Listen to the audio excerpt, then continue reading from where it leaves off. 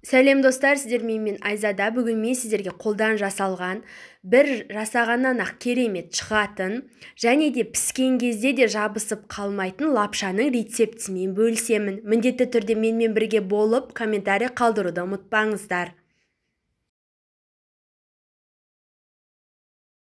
Ең алдымен ыдысымызға жұмыртқамызды бөліп жарып алып,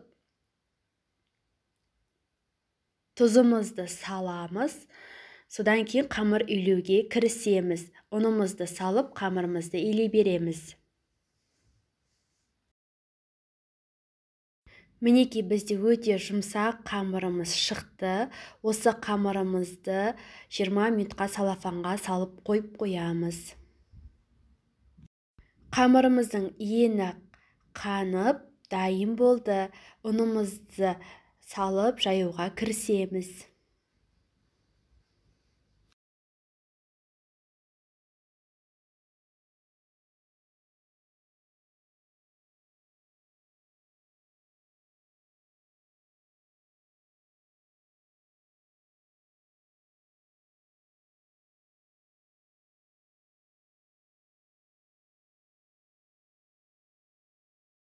Жақсылап жайып алған қамырымыз дайын. Қамырымызды оқтауымыздан алып, екіге бөліп, лапшамызды кесуге кірісеміз. Мінекей осылай жұқа-жұқа етіп кесе береміз.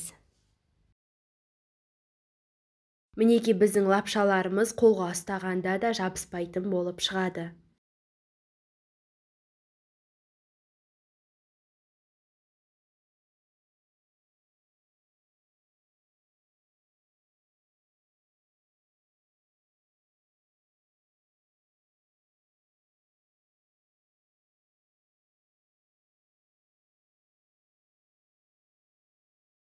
Осылайша барлықтарын кесіп аламыз.